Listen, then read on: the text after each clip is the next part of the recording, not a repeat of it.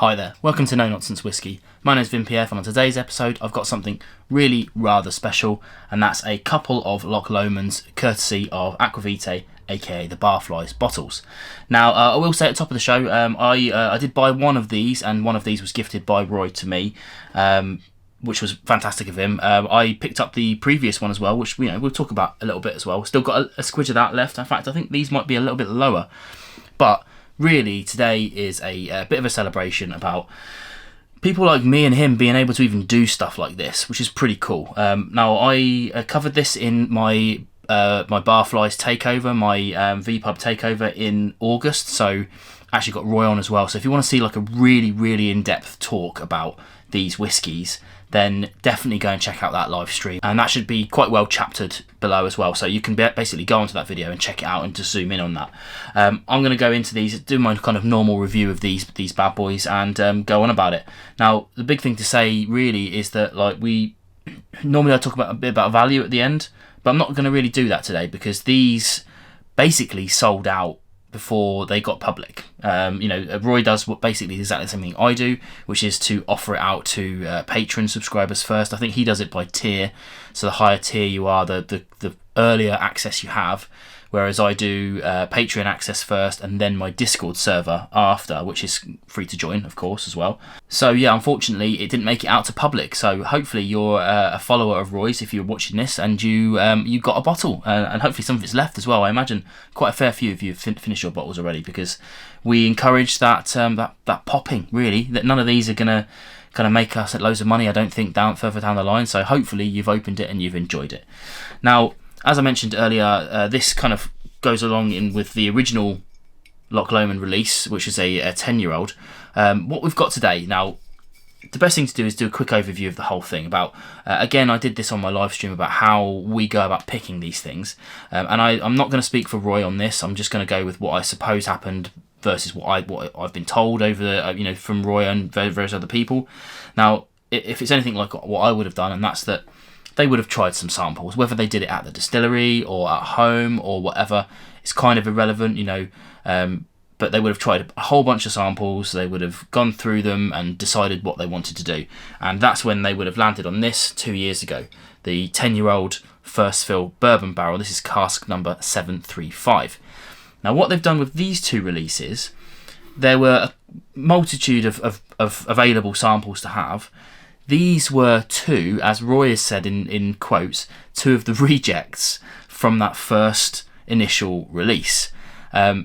This is now the sister cask, so we have here a 12-year-old. This is the sister cask, cask 736.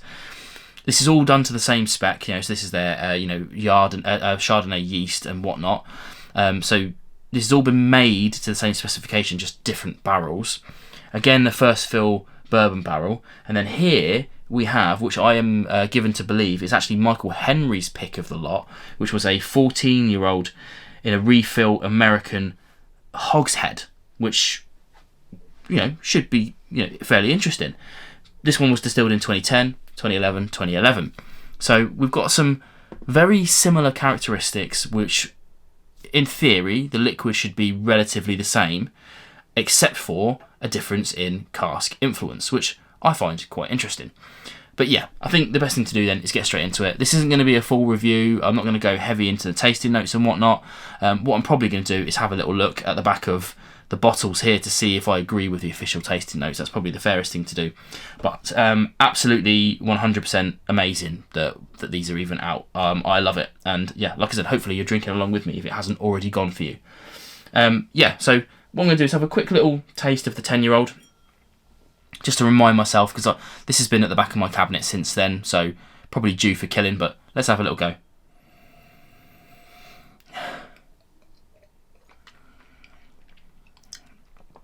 Yeah, it's just as beautiful as I remember it being. It's vibrant, citrusy, erring on the kind of lemon side of things. Very lovely, very lovely. Okay. Now, that original release was 54.9%. So, first up on the barrel then, we've got the 12-year-old sister cask. ABV is slightly lower, 53.1%. 227 bottles of this versus the 250 of the first release, which is pretty cool. Let's get into it. See what we got. Oh wow, so what I'm going to do is a little side by side here. Now, it's a little bit unfair to do a side by side because this isn't the same cask, it's a sister cask, but all we can assume is that it's roughly similar, you know. For me, the extra 2 years have done wonders if they were the same at the time. Obviously, Roy would have been able to tell us that because he would have tried this 2 years ago as well. But they go on about, like, there's some things they go on about on the label here. Pineapples, yes. Fizzy sherbet, I get that all over it. Vanillas, grapefruits, yes. Very citrusy. Very nice. It's got a beautiful nose. Let's try on the palate.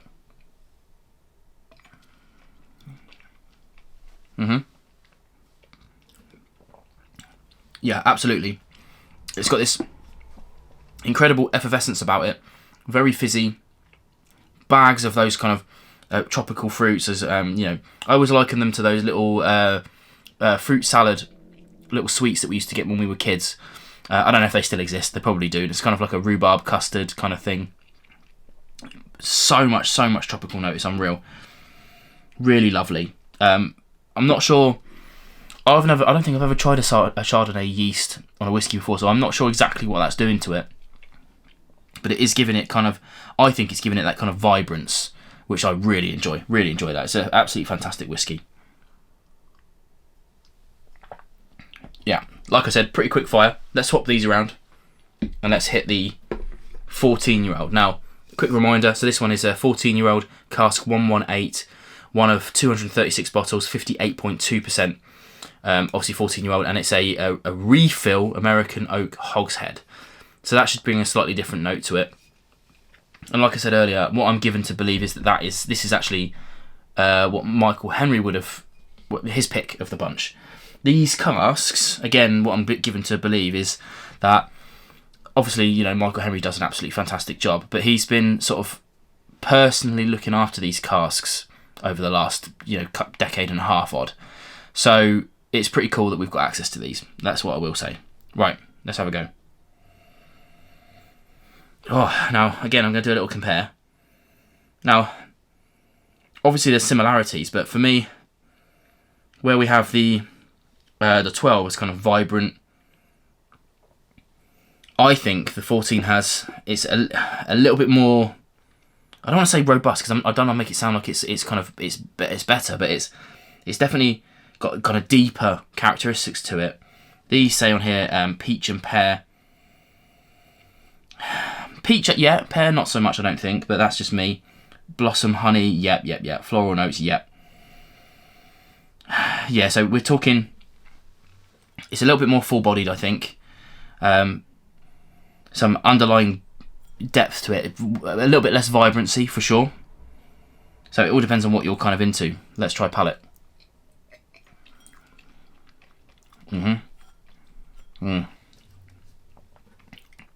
Now, this has got a much higher ABV. What did I say? 58%? Something like that. Much higher ABV. And for me, that's what's winning the show. I mean, I'm a huge fan of higher ABV. I really do seek it out.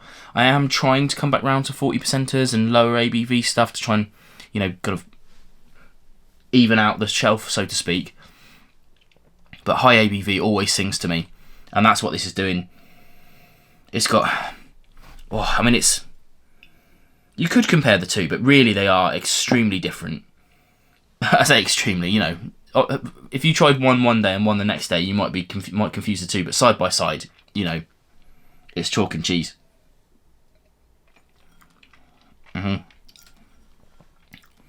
Yeah, not much else I can say about it really. Like I said, it's the same on the nose as it is on the palate. Well-rounded, robust, vibrancy is dialed down, but the fruitiness has kind of been elevated up, in my opinion. It is still a bit very citrusy, but as they say on here, it's going on for like the kiwi side of things rather than the kind of lemony side of things, which is definitely true. I think they've done a really fantastic job on the tasting notes, to be fair. Usually, I mean, I read a lot of tasting notes and they can be very fanciful, and these ones here have come out really well. Now, I said this to Roy at the time as well. Now, my favourite is the 14. There's a couple of reasons for that. One, I mean, the higher ABV is definitely singing for me, without a doubt. I do like vibrant whiskies, but I much prefer the kind of the heavier going. Yeah, again, I want to use the word robust, but I'm not trying to say that the other ones aren't robust. But it has a kind of a bigger mouthfeel rather than a lighter mouthfeel, and I'm always gravitating towards that. Now, interesting thing about that is that that's not what was reflected in the Barfly purchases. The last one to sell out was the 14. 236 bottles. 227 bottles, so there's not much difference in there. I know a whole bunch of people would have bought a pair like me, so that's fair enough. But yeah, the 14 was the last one to sell out, so I know that most people fed back that the 12 was their favourite, and I think that's perfectly fine. You know, everyone's, you know, horses for courses and all that sort of stuff. We're always going to do that. Here's the interesting thing though. I assumed at the start of this that my interest would flip between the two, and it sort of hasn't. They're both, I mean, if I was a scoring man, and I'm not, these would both be late 80s, early 90s, something along that. You know, so I would probably say like 89, 91, something like that, you know, high scoring. But much of a muchness, you know, there's not much in it in terms of quality and preference. These are both excellent whiskies. But I found myself reaching for the 14 way more often. Which is, you know, I'm not a cheap date apparently, but there you go. There's my little overview of it anyway. This, again, not a proper review because I don't think that's the thing to do, especially after I did the live stream with Roy. But yeah, hopefully you guys tried this as well. If you're a Barfly and you're watching this, then let us know below, and let us know what you thought of it. Let us know if you've drank it, if you've still got it, and you're looking for a reason to pop it. Hopefully this would be it. But yeah, let me know. Hopefully you enjoy. I'm certainly going to enjoy these, and these are getting awful low in the sky now, so these might end up being on a Whiskey and Whiskey Out coming soon. But I'll say cheers to you, and I'll say cheers to Roy and all of the Barflies. Cheers.